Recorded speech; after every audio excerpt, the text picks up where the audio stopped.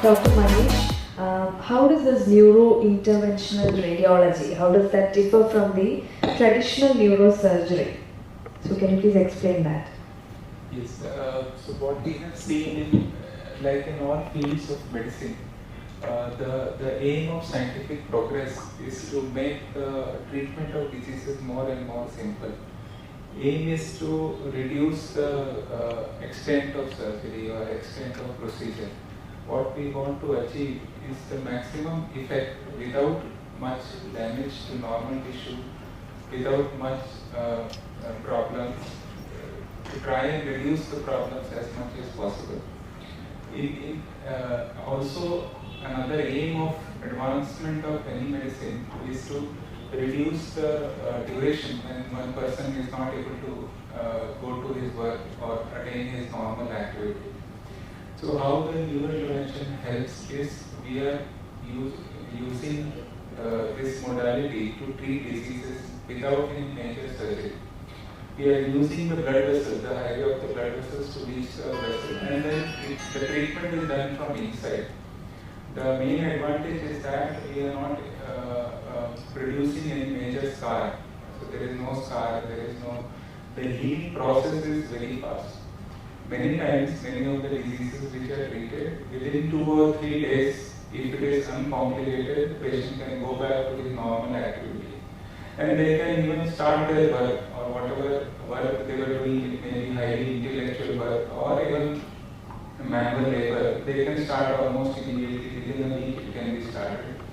If everything goes well and the disease has not reached a very bad state. So that's where we are looking at neuro intervention, where we can treat a lot of complex diseases even very simply by going through the blood vessels without producing much additional damage or side effects, and achieve a much faster recovery so that the person can go back to his activity or his job as early as possible. So by all means, traditional neurosurgery can be much replaced by this Neuro Interventional Radiology. By all means, okay. So can we also know what are some of the common procedures which are performed in this Neuro Interventional Radiology? So the common procedures which we do is, if we start from the neck, we do something called as carotid artery stenting. So whenever there is a small block in the blood supply to the brain, as we discussed before, this block can be removed by something called as angioplasty and stenting, which is very similar to cardiac angioplasty and stenting. It does not require anesthesia. It can be done almost in a very short period of time, half an hour to 45 minutes procedure, and the block is removed. Next, a major part which we are treating on a very regular basis is stroke. So many times, as we discussed before, there can be a stroke and where the time is very important. So we have to open this blood vessel as soon as possible. In those cases, again, we go through the leg artery, remove the clot. Many times this clot may be coming from the carotid vessel. So we may have to remove the clot and at the same time do an angioplasty for the carotid vessel, which is known as stroke thrombectomy or mechanical thrombectomy for acute stroke, which may be combined with the carotid stenting or without combining with carotid stenting. The third procedure as we enter inside is one thing which we commonly see is an aneurysm. So basically aneurysm is, our blood vessels are like tubes. They are simple tubes and then they branch. What happens is many times at branching points where the artery or the blood vessel divide into 2 smaller blood vessels, because of certain conditions such as high blood pressure, uncontrolled blood pressure, smoking, sometimes very commonly seen in females, is they develop a kind of point of weakness of the blood vessel. So the blood vessel is thinner in that region. Over time, if it is unrecognized, it produces a bulge. And slowly this bulge grows and it can rupture, producing the headache. So this again can be treated by neuro intervention, where through the blood vessel itself we go inside this bulge and put certain platinum coils or certain devices there to occlude this aneurysm. This is known as the endovascular treatment of aneurysm.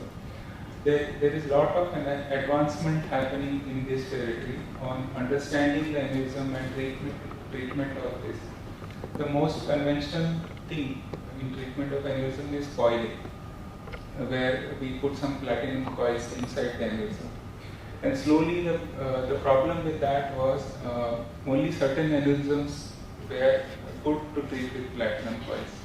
So then the advancement happens and the newer devices came in, and today we can treat more and more complex aneurysm with the help of stent. Then there are certain special stents which are called as flow diverters. So what the flow diverters does is, as we explained, this bulge is because of the flow problem. The flow or the jet is coming and hitting the wall again and again. So we can redirect this flow of blood by using flow diverters, which can again help in healing of the artery. The artery can heal from within. So that helps in today treating a lot of complex aneurysms. Again, there are a lot of devices which have come which can be placed inside the aneurysm sac, which are known as intrasaccular devices. So instead of treating the blood vessel, we go inside the aneurysm. Instead of coil, we can use these devices and then treat even complex aneurysms which were not considered curable before. Then moving on from the aneurysm, as we go inside the brain, on the surface of the brain, there is something, as we discussed, is called as arteriovenous malformation, where there is communication between the arteries and the vein. And the veins has high pressure. It can produce bleeding, it can present with seizures or fits. So what we can do is go and block this abnormal connection. So when the connection is blocked, the artery, most of it connection and a little bit of vein, when it is blocked, it can be curative. So this can be cured. Then tracing on to the venous side, many times there may be narrowing in the vein or some clots forming in the vein. Some patients who are not responding to regular treatment, what can be done is this thrombus can be removed. Just like when we remove thrombus from the arterial system, it can be done on the venous side. If there is a narrowing in the vein, it can produce increase in the pressure in the brain, which can present as headache, vomiting. Again, if they fail to respond to conventional medication, they can be treated with stenting. Similarly, on the venous side, sometimes when the clot is forming after many days of clot on the vein, slowly this clot kind of dissolves. But what happens is, as the clot dissolves, it again forms a communication with the artery.